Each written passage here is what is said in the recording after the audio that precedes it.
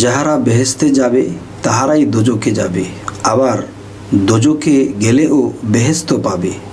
এই নিয়ে কিছু তত্ত্ব আলোচনা করব।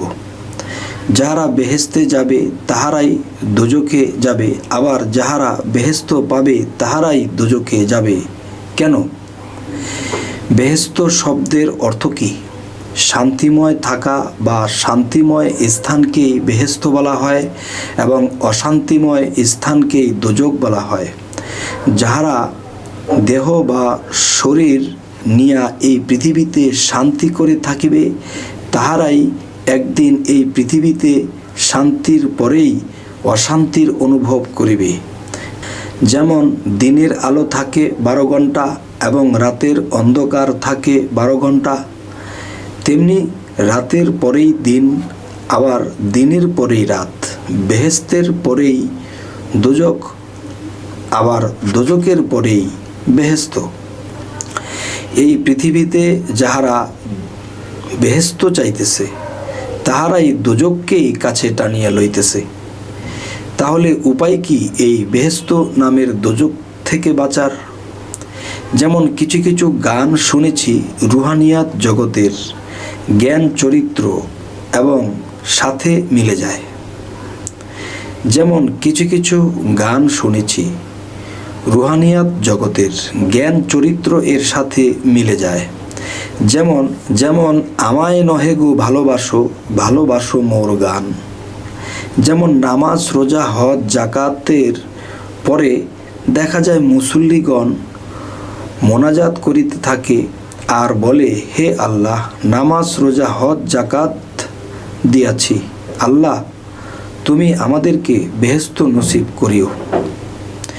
কিন্তু কোনো দিন তাহারা বলল না যে, হে আল্লাহ, সমস্ত ইবাদতের বিনিময়ে চাই না কিছু, তোমার কাছে শুধু চাই মাওলাগো তোমাকেই, তুমি আল্লাহকেই। যাই হোক, আল্লাহকে চায় নাই যেহেতু, যাই হোক আল্লাহকে চায় নাই যেহেতু, আল্লাহর বেহেশতকেই যখন চাইল সমস্যা নাই, আল্লাহ বেহেশতকেই দিবেন। কিন্তু যে বেহেশতের সাথে আল্লাহ তাআলার দোজখকে বাঁধিয়ে রেখেছেন। এখন একটি আলোচনা যে বেহেশত ও চাইব না এবং দোজখও চাইব না। আমি তুমি যদি আল্লাহর ও রাসূলের প্রেমে থাকি এবং মুর্শিদের রূপে থাকি, তাহলে প্রেমিক যিনি সত্যিকারের, তিনি কখনো তাহার প্রেমিক ছাড়া আর কিছুই চাইবে না।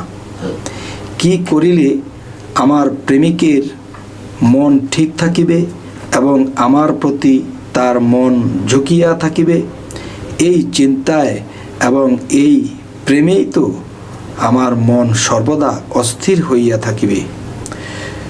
কখন ইবাদতের বিনিময়ে বেহেশত বা জান্নাত চাইব, আমি তুমি তো শুধু আল্লাহর রাসূলের প্রেমেই বিভোর হইয়া থাকিব। আমার মুর্শিদ আমার রাসূল আল্লাহ, তাহার প্রেমেই থাকিতে থাকি। এর বিনিময়ে আমার মুর্শিদ আমার রাসূল আল্লাহ, তাহার প্রেমেই থাকিতে থাকি। এর বিনিময়ে আমাকে বেহেশত দেয় তবুও আমি খুশি, আমাকে যদি দোজখেও দেয় তবু আমি খুশি। আবার আমাকে যদি আল্লাহ গোলামের স্থান দেয় তবুও আমি খুশি, যদি আমাকে বন্ধুর স্থান দেয় তবুও আমি খুশি। এই পৃথিবীতে নিজের স্বার্থের জন্য কাহারও উপকার করিব না, নিজের স্বার্থের জন্য কাহারও ক্ষতিও করিব না, আল্লাহর ইবাদতের বিনিময়েও চাইব না, নিজের স্বার্থের জন্য ও কিছু চাইব না। আল্লাহ আমাদেরকে নিঃস্বার্থতা করে দিন।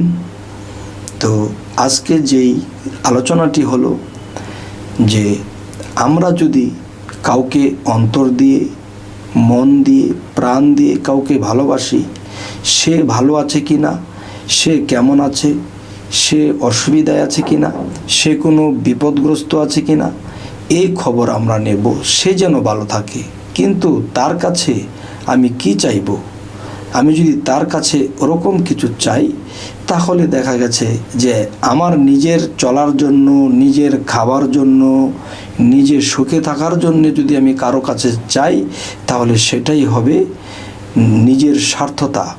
আর যদি তিনি এমন কিছু চায় যে তোমার পথে যেন আমি নিজে থাকি এবং তোমার পথে মানুষকে সাহায্য সহযোগিতা করতে পারি, এবং দেখা যায় যে ইসলামের জন্য, ধর্মের জন্য আমরা যেন মানুষদের জন্য সুপথের ব্যবস্থা করতে পারি, এই জন্য হয়তো কিছু একটা করা যায়। যাই হোক, আজকের যে আলোচনা, সেই আলোচনাগুলো স্পষ্ট করে বলা হলো, একমাত্র প্রেমিক ব্যক্তি আমার এই কথার কোনো মূল্যায়ন বুঝবেন।